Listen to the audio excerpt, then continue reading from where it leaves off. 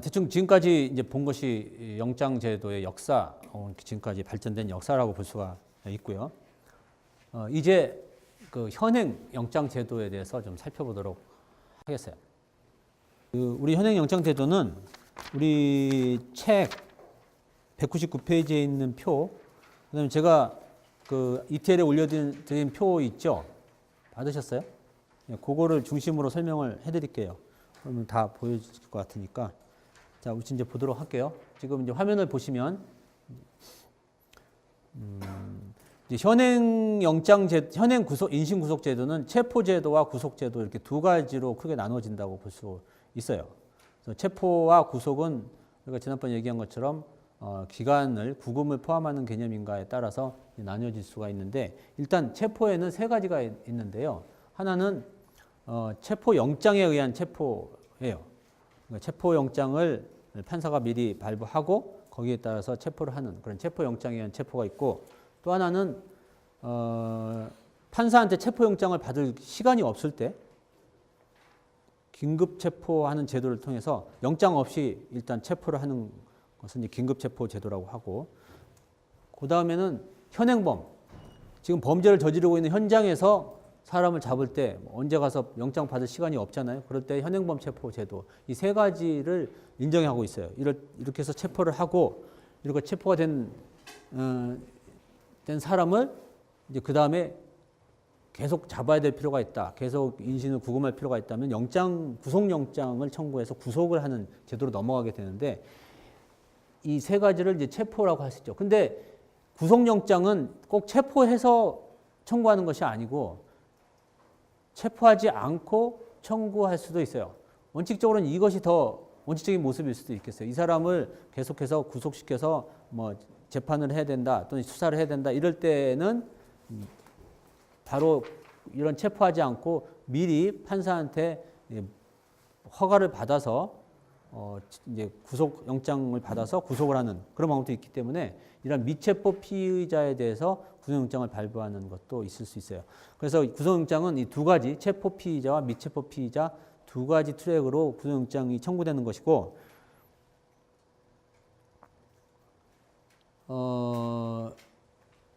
따라서 구속영장도 여러분이 영장 양식을 보시면 아시겠지만 이 체포 피의자용 구속영장이 있고 미체포 피의자용 구속영장이 두 가지 종류가 만들어져 있어요. 지금 양식이.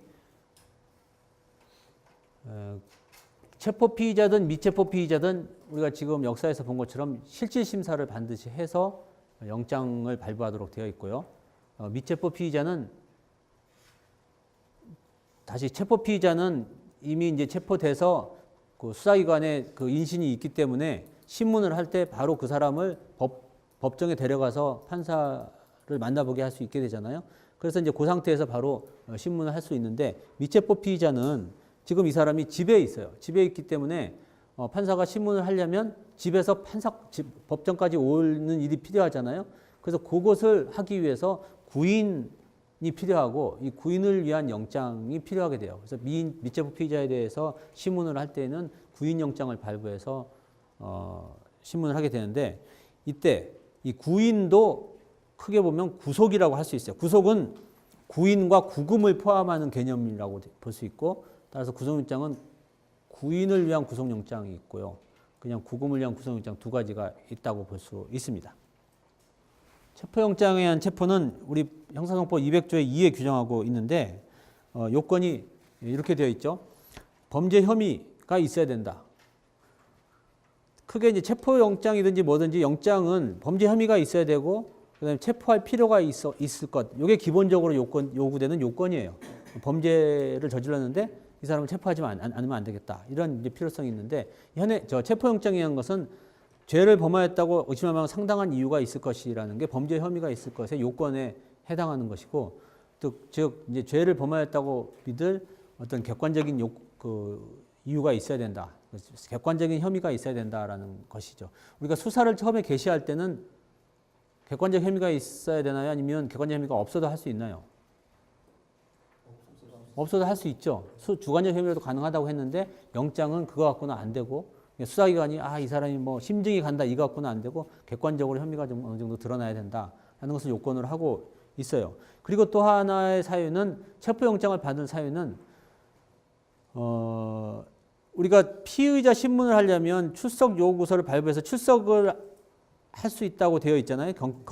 수사기관이. 근데 출석을 요구를 했는데 안 왔을 때 또는 출석 요구를 해도 어차피 안 올 것으로 보여질 때 그럴 때에 체포영장을 발부받아서 체포할 수 있도록 하는 제도를 마련한 것이 바로 체포영장에 관한 제도이기 때문에 이 출석 불응 또는 출석 불응의 우려가 있을 것이 요건이 돼요. 그럼 이제 여기서 출석 불응의 우려에 도망과 증거인멸의 염려가 들어가는가가 이제 문제가 이제 논의가 되고 있는데 이 도망하고 증거인멸의 염려라는 요건은 어디에 나오냐면 우리가 구속영장을 발부하는 요건에 세 가지가 있어요. 하나는 주거 부정, 하나는 도망 우려, 하나는 증거인멸 또는 그 우려, 이 세 가지가 있는데 이 뒷부분, 그러니까 도망과 증거인멸의 우려가 있다는 것이 이 체포영장에서도 요구된다. 그 요구되는 그 어떤 근거는 이렇게 출석 불응의 우려에 합쳐서 생각할 수 있다라고 실무는 운영되고 있어요. 그렇게 이해를 해주시면 좋겠고, 만약에 이 체포를 할 필요가 없는 것이 명백하다. 명백히 체포의 필요가 없다라고 하면은 체포영장을 발부하지 않도록 법에 규정되고 있어요. 그래서 이제 체포의 필요성이 요청이 되는 거고, 다만 이제 만약에 이 범죄가 굉장히 경미한 범죄다. 이 표에 있는 것처럼 50만 원 이하의 벌금, 구류 과료에 처하는 그러한 범죄다, 경미 사건이다 그러면 이 요건 중에서도 더 엄격하게 요구돼서 출석을 요구했는데 안 오거나 현실적으로 안 오거나 또는 집이 어딘지 몰라 주거가 부정해요. 그러니까 뭐 일정한 사는 곳이 없는 경우 이런 경우에 극단적으로 하여튼 좀 출석이 담보가 안 되는 경우에 한해서 이러한 체포영장이 발부되도록. 그래서 경미 사건은 웬만하면 체포영장을 발부하지 말고 이렇게 좀 엄격한 경우에 한해서 체포영장 발부하라는 것을 요구하고 있죠. 이에 비해서 이제 긴급 체포는 무엇이 요건이냐면 일단 범죄 혐의가 있어야 되는데 이 범죄 혐의가 모든 범죄가 아니고 중대한 범죄일 것을 요구하고 있어요. 중대한 범죄는 법정형이 사형이거나 무기징역이냐 또는 장기 3년 이상의 징역 금고에 해당하는 범죄일 때 한해서 긴급 체포가 가능해요. 그러니까 아주 뭐 경범죄 처벌법 위반죄를 가지고 긴급 체포하거나 이거는 안 되겠죠. 긴급 체포는 안 되고 일정한 이 정도 이상의 어떤 중대 범죄가 돼야 된다라는 것을 알 수 있어요. 근데 이제 문제는 이 요건이 중대 범죄라고 해서 말은 굉장히 좀 엄격한 것 같은데 사실상 아주 뭐 작은 범죄들 외에 우리가 뭐 일반적으로 범죄라고 얘기하는 범죄들, 뭐 쉽게 말하면 우리 강학상 형법 강루에서 나오는 범죄들, 그리고 무슨 죄라고 좀 그럴듯하게 붙일 수 있는 죄들은 대부분 법정형이 3년이 넘어요. 장기가. 그러니까 예컨대 장기 3년이다라는 것은 3년 이하의 징역에 처한다고 했을 때 그 3년이 장기 3년을 말하는 거죠. 3년 이상의 징역에 처한다는 것은 단기 3년이고. 그러니까 대부분의 범죄가 대부분의 하여튼 제대로 된 범죄라 그럴까? 뭐 그런 범죄들이 여기에 속하기 때문에 많은 뭐 긴급 체포 요건에는 대충 해당된다라고 볼 수가 있습니다. 그다음에 체포의 필요성이 또 있어야 되고 이것은 이제 증거인멸 염려나 도망 우려가 있어야 될 것을 요구하고 있습니다. 그다음에 중요한 것이 체포의 긴급성인데 체포의 긴급성은 긴급할 경우에 그러니까 이 사람을 지금 체포하지 않으면 다시 체포할 수 없겠다 하는 경우에 한해서 긴급 체포를 허용하는 것이에요. 긴급이 어느 정도의 긴급을 요구하느냐에 관해서 굉장히 사람마다 생각이 달릴 수 있겠죠. 수사기관 입장에서는 지금 웬만하면 긴급성을 인정하고 싶겠죠. 피의자 입장에서는 웬만하면 긴급성을 인정 안 하고 싶겠죠. 그런 스펙트럼에서 어떻게 하는 것이 좋겠느냐에서 이제 견해가 나뉠 수 있는데 이것이 우리 2007년도 형사소송법 개정할 때 조금 논의가 됐어요. 근데 당시에 형사소송법을 개정한 입법자들은 이 긴급성이 과도하게 완화돼서 해석되지 않도록 하는 것이 입법자의 의도였고 따라서 이것을 아예 명시를 했는데 뭐라고 했냐면 200조의 3, 200조의 3 제1항 제2문에 보면 이 경우 긴급을 요한다 함은 피의자를 우연히 발견한 등과 같이 체포영장을 받을 시간적 여유가 없는 때를 말한다라고 하는 그래서 굉장히 엄격하게 해석하도록 지시를 하고 있다고 할 수 있어요. 그다음에 세 번째 현행범 체포가 있는데 이 현행범 체포는 뭐 우리가 늘 말한 것처럼 범죄를 실행하고 있거나 또는 범죄를 실행한 직후의 사람을 현행범이라고 하고 있어요. 그리고 여기에 해당하지 않더라도 현행범과 유사한 그런 경우는 준현행범이라고 하는데 거기에는 범인으로 호창돼서 추적당하는 경우 예컨대 길을 가고 있는데 누가 도둑 잡아라 도둑 잡아라 그러면서 막 달려가는 경우 있죠. 그러면 저건 도둑 잡아라 그러니까 뭔가 절도죄를 저지른 거고 범인으로 호창돼서 추적당하고 훅 도망가면 길 가다가 여러분 어떻게 하시겠어요? 안녕히 가세요 이렇게 할 거예요. 잡을 수 있다는 거예요. 그 사람을 잡을 수 있다. 그 사람을 발을 걸어가지고 못 가게 잡을 수 있는 것이고 여기서 이제 우리가 알 수 있듯이 다른 체포, 즉 뭐 체포영장인 체포든지 긴급체포든지 다른 구속이든지 다른 모든 인신 구속 권한은 오직 수사기관밖에 없는데 이제 수사기관이나 법원이나 하여튼 형사사법권력 국가밖에 없는데 이 현행범인만은 누구든지 잡을 수 있도록 그렇게 법이 규정하고 있어요. 두 번째 그 준현행범인에 해당하는 것은 뭐냐면 그 범행의 도구나 작물을 소지하고 있는 경우, 뭐 칼을 들고 가는 경우, 피 묻은 칼을 들고 이런 것들이 이제 있으면 준현행범인으로 체포할 수 있고, 그다음에 그 사람의 신체나 의복 이런데 범죄 증적이 현저한 경우, 뭐 손에 또는 옷에 피가 엄청나게 묻어 있고 저쪽에 사람은 죽어 있고 이러면 그 현행범인과 유사하다고 볼 수 있잖아요. 그래서 준현행범인이고 또 하나는 누구냐 물어봤는데 나야 이렇게 하면 좋은데 뭐 호다닥 도망간다. 뭔가 좀 뭔가 좀 의심스럽죠. 그 사람은 준현행범인이라고 볼 수가 있어요. 이거 준현행범인이 아니에요. 제가 이렇게 밤늦게 연구실에서 나오는데 앞에 이렇게 학생이 지나가는데 학생인 것 같은데 여러분 중에 한 명인 것 같은데 누군지 잘 몰라. 그래서 누구냐 이렇게 물어봤더니 갑자기 여러분이 평소에 나를 싫어하잖아. 그래갖고 보기 싫어가지고 막 후다닥 도망가. 그러면 너 준현행범인 그러면서 내가 체포할 수 있나? 이게 우리가 현행범인의 경우에 잡을 수 있는 이유는 현행범인의 경우에는 범죄를 지금 하고 있으니까 범죄 혐의가 명백한 거잖아요. 그러니까 잡을 수 있는 거예요. 이 요건이 우리가 알게 건데 범죄 혐의가 있을 것, 그 다음에 체포의 필요가 있을 것. 이 두 가지 요건인데 현행범인의 경우에는 지금 범죄를 저지르고 있다는 사실 자체가 범죄 혐의가 있다는 것을 객관적으로 드러내고 있는 상황인 거죠. 그래서 지금 현행범인, 준현행범인이라는 이 요건이 어디에 해당하는가를 이제 여러분에게 말씀드리기 위해서 이 요건을 한 건데 이 요건이 범죄 혐의가 있을 것의 요건에 해당하는 것이다라고 볼 수 있고 따라서 학교에서 학생이 뻔하고 내가 보기 싫어서 도망가는데 내가 보기 싫어서 도망가는 것이 범죄라면 잡을 수 있겠지. 근데 그렇지 않은데 범죄가 아닌데 잡는 것은 안 되죠. 그러니까 여기에 형식적인 이제 법을 해석하는 데 있어서 형식적으로만 해석하지 말라. 뭐 요거는 요구할 수 있겠습니다. 그다음에 이제 이 체포는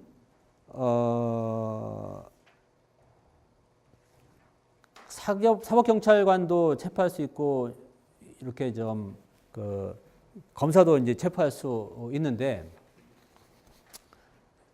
사법경찰관에 대해서 검사가 지휘를 할 수 있게 되어 있잖아요. 그래서 긴급체포, 영장체포의 경우에는 영장이 법원에 의해서 이미 다 절차가 진행된 데서 체포하니까 뭐 특별히 그런 필요가 없겠지만 긴급체포의 경우, 즉 사법경찰관이 긴급 체포할 필요가 있다고 해서 긴급체포를 했을 때 그 체포했다는 그 사실을 바로 검사한테 승인을 받도록 이렇게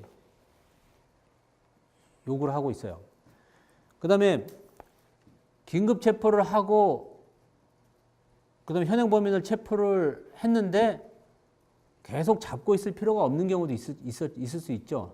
근데 긴급 체포를 해서 잡았는데 뭐 알고 보니까 이 사람은 죽어도 확실하고 또 도망갈 염려가 없고 다음에 조사받으러 나오려면 나올 거고 또 현행 범인을 체포를 했는데 현행 범인이긴 하는데 뭐 예를 들면 뭐 술집에서 막 싸우고 있다. 그래서 가서 현행 범인으로 체포를 했는데 뭐 싸우는 사람들이 다 화해를 하고 그냥 뭐 좀 잘못했습니다 하고 뭐 굳이 구속 안 해도 되는 것이다. 이런 경우까지 구속을 계속 할 필요가 없으니까 그럴 때는 이제 풀어줄 수가 있는데요.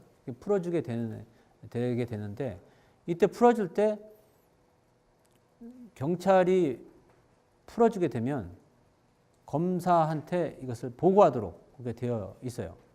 검사한테 풀어두면 검사한테 보고를 하도록 그게 되어 있어요. 그래야지 검사가 이렇게 좀 경찰의 인신 구속 여부에 대한 통제를 하기 위해서 이런 제도를 마련하고 있죠. 어쨌든 이러한 그 체포를 하게 되면 이렇게 다 계속해서 구속할 필요가 없는 경우는 풀어주지만 그렇지 않고 이 사람은 계속 구속할 필요가 있다라고 하면 영장을 청구를 해야 되는데 48시간 이내에 영장을 청구하도록 법이 규정하고 있어요. 그런데 특히 긴급 체포에 관해서 우리가 요건을 하나 더 규정하고 있는데 지체 없이 그 영장을 청구하도록 법이 규정하고 있어요. 이러한 요건을 이렇게 특별히 둔 이유는 뭐냐면 그동안 우리나라 형사사법 권력이 긴급 체포 또는 긴급 구속이라는 그런 이름하에 많이 불법 체포 또는 불법 구속을 자행한 역사가 좀 있어서 이러한 일이 다시 벌어지면 안 되겠다라고 하는 것으로 이렇게 좀 긴급 체포에 대해서 강한 통제를 하려고 하고 있고 따라서 지체 없이라는 요건이 이제 더 들어갔어요. 긴급 체포를 하면 꾸물거리지 말고 바로 영장 청구를 하시오라는 것을 요청을 하는 것이죠.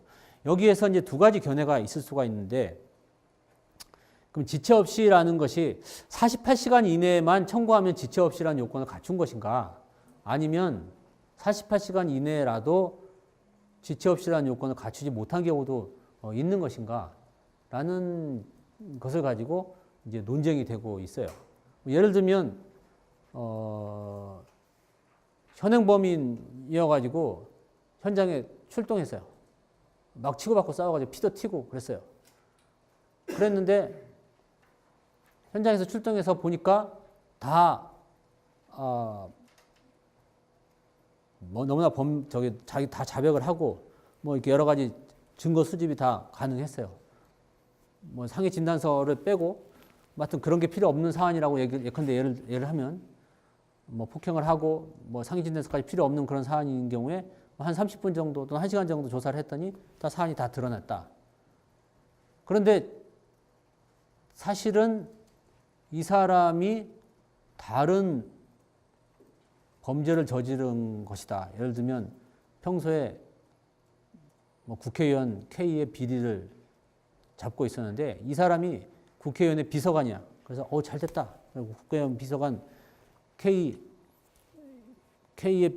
뭐 회계장부를 계속 조사하고 뭐 이러면서 나머지 47시간을 써. 그다음에 48시간 만에 영장 청구를 한다. 이렇게 되는 경우도 극단적으로 생각할 수가 있게 되는 거죠. 이럴 때 만약에 지체 없이라는 요건이 48시간 이내에만 된다면 적법한 영장 청구다라고 얘기를 할 수 있는 것이고 아니다. 지체 없이라는 것은 그 영장 청구를 하게 된 그러니까 예컨대 현행범인 체포를 했으면 그 현행범인을 체포한 그걸로 인해서 영장 청구를 하게 된 그것에 필요한 시간만 있으면 되는 것이지 나머지는 지체한 것이다라고 보는 그런 견해가 있을 수 있겠어요. 여러분 생각은 어떠세요? 거기에 대해서. 지체 없이라는 그 문헌을 둔 이유가 과거에 이제 폐해를 없애기 위해서이기 때문에 48시간 내 지체 없이라는 말을 해석할 때 있어서는 48시간 내내 이렇게 끌어도 된다는 말이 아니라 일단 현행범 체포의 목적을 달성하기 위해서 그런 그 범죄 혐의를 어느 정도 필요한 정도의 시간을 수사하고 나서는 지체 없이라고 해석을 해야 될 것 같습니다. 네. 그렇게 보는 견해가 지금 현재 법원의 입장이라고 볼 수 있고, 그래서 여러분도 이제 인신구속에 대한 엄격한 통제를 위해서 그렇게 해석하는 것이 타당하지 않나 이렇게 생각되고 있습니다. 그 다음에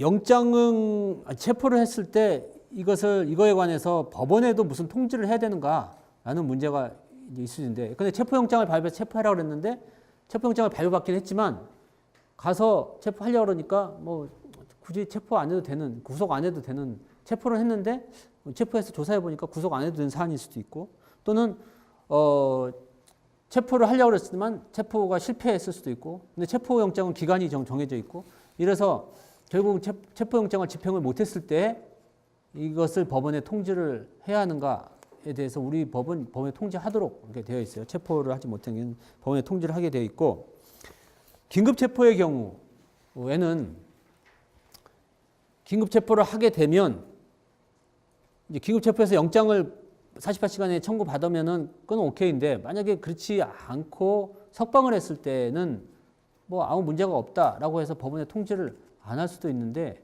우리나라에서는 법원에 통지를 하도록 규정을 하고 있어요. 그 통지는 이렇게 되어 있죠. 긴급체포를 하면 30일 이내에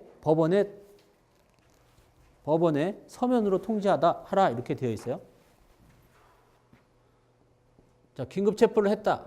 긴급체포를 했는데 이거 영장을 발부받아서 구속을 하지 않고, 구속을 안 하고 석방을 했다. 그러면 30일 이내에 법원에 통지하게 되어 있어요. 법원에 통지하도록 되어 있죠. 아까 경찰이 긴급체포를 했다가 석방했을 때 검사한테 보고하도록 되어 있다고 그랬죠.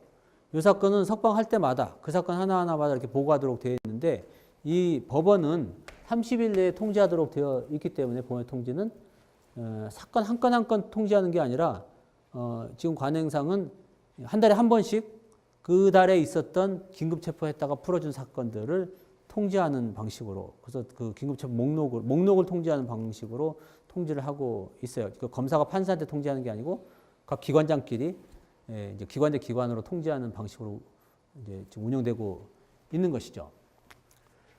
이렇게 함으로써 어떤 걸 달성할 수 있을까? 왜 이런 제도를 만들었을까요? 법원에 통지하는 이 제도를 만든 이유는 뭘까요? 어차피 긴급체포했다가 석방했는데 뭐하러 또 법원에 통지를 하고 그럴까요?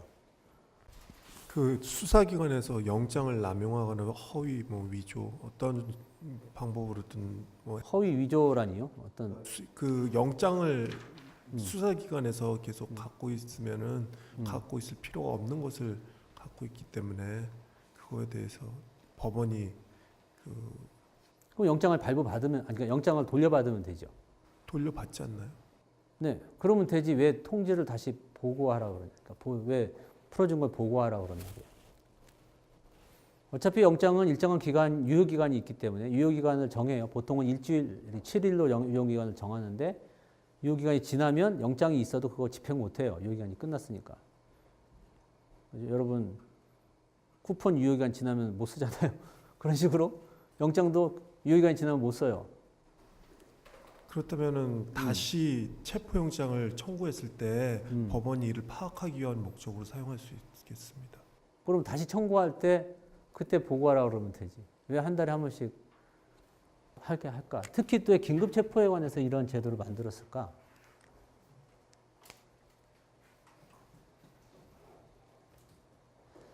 아까 체포영장은 체포하지 않으면, 체포영장을 발부했는데, 즉 판사가 체포하시오 했는데 판사가 하라는 대로 안 하고 체포를 안 하면 바로 즉시 알려주도록 되어 있어요. 영장 하나하나에 대해서. 근데 긴급체포의 경우에는 판사가 아무 일을 안 했어요. 그냥 수사기관이 잡았다가 풀어준 거예요. 근데 왜 굳이 판사한테 가서, 법원에 가서 우리 잡았다 풀어줬는데요? 라고 얘기를 해요. 법원은 귀찮아 죽겠는데. 네, 말씀해 보세요. 저희는 그 영장 청구를 해서 영장을 이용해서 이렇게 체포를 할 수도 되어 있지만, 긴급 체포 같은 경우에는 이렇게 영장을 발부하지 않기 때문에 영장주의에 위배될 가능성이 있기 때문에 그 법원에서 사후적으로 통제를 하려는 것 같습니다. 네, 법원에 통지를 하지 않으면 어떠한 일이 벌어질 가능성이 있을까요? 법원에 말도 안 하고 잡았다가 풀어줄 수 있는 게 있다면, 그리고 48시간 이내에 잡았다 풀어주게 돼 있으니까 마음에 안 드는 사람은 죄가 없어도 잡았다가 47시간 59분 만에 풀어줘요. 만약에 48시간 이상 풀어주면 영장 청구 안 했다고 그것이 문제겠지만, 딱 계속 이렇게 되면 결국 그 영장 제도라는 게, 또는 법원이 이런 그 영장에 대해서 허가를 하는 그런 제도가 수사기관이 임의로 피의자를 구속하는 것, 체포하는 것, 이런 인신을 임의로 하는 것을 막기 위해서 하는 제도인데, 이 만약에 긴급 체포를 그냥 놔두면 석방했다고 아무런 조치를 취하지 않으면 결국 수사기관이 임의로 사람을 잡았다 풀어줬다 하는 권한을 주게 되는 거고, 이건 뭐 극단적으로 얘기하면 우리 일제시대 때 꼭 이랬었어요. 일제시대 때 수사관이 필요하면 붙잡아다가 14일간 막 이렇게 유치해서 하고 있고 그냥 풀어주고 이런 일이 이제 있었죠. 진짜 굉장히 그때는 뭐 이제 근대 국가에서는 있을 수 없는 그런 제도였었는데, 어쨌든 그렇기 때문에 이 긴급 체포에 대해서는 그러한 이제 통제를 하게 됐다라고 할 수가 있겠어요. 그런데 우리 헌법 12조 3항을 한번 좀 누가 읽어봐 주실래요?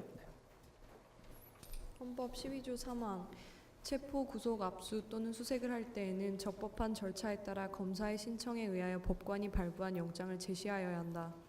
다만 현행범인인 경우와 장기 3년 이상의 형에 해당하는 죄를 범하고 도피 또는 증거인멸의 염려가 있는 때에는 사후에 영장을 청구할 수 있다. 네, 지금 읽어본 걸 보면은 우리 헌법이 요구하고 있는 거는 사람을 체포 또는 구속할 때는 먼저 나중에 받는 게 원칙적으로 먼저 영장을 받도록 되어 있죠. 먼저 영장을 받도록 되어 있고, 예외적으로 현행범인인 경우와 장기 3년 이상, 즉 우리 긴급체포에 해당하는 그런 그 예외적인 경우에는 잡고 그냥 놔두라 그랬어요. 잡고 나서 뭐 어떻게 하라 그랬어요? 지금 읽으신 분 한번 얘기해 보세요. 그런 경우에는 뭐라고 하는 거예요? 사후에 영장을 받도록 되어 있죠. 그냥 그럴 경우에는, 그런 예외적인 경우에는 마음대로 잡아가시오가 아니고 사후에 영장을 받도록 되어 있어요. 자, 지금 읽은 헌법 12조 4항하고 요구하고 지금 현재의 제도, 즉 30일 이내에 법원의 일괄해서 통지하도록 하는 제도를 비교해 볼 때 우리 현행 제도에 대해서 여러분들 생각이 어떤지 한번 여쭤보고 싶네요. 어떠세요? 네, 통지를 하는 것 자체가 이제 뭐 통지를 이렇게 하는 과정에서 약간의 강제가 될 수 있는데, 실제로 어떻게 통지를 한다고 해서 그 통지를 받은 법원이 이제 그 통지를 한 수사기관에 대해서 어떤 조치를 할 수 있는 건지는 정확히 모르겠고요. 그래서 사후적인 영장보다 통지를 하는 것 자체가 조금 효력이 떨어져서 사실상 남용을 하려고 마음을 먹으면 할 수 있지 않나 네. 라는 생각. 네네. 지금 잘 지적하셨어요. 통지라는 것은 뭐냐면 우리가 이랬다라고 알려주는 거예요. 그냥 알려주는 거고, 우리가 이랬는데 해도 될까요? 라고 물어보는 게 절대 아니에요. 그런데 영장은 우리가 이러려고 그러는데 해도 될까요? 우리가 이랬는데 잘했나요? 라고 물어보는 거란 말이죠. 사후영장은. 그러니까 이것은 사후영장이 아니죠. 그러면 헌법과는 잘 안 맞죠. 헌법과는 잘 안 맞는데 그럼 이 제도는 위헌이 아니냐라는 주장도 있을 수 있단 말이죠.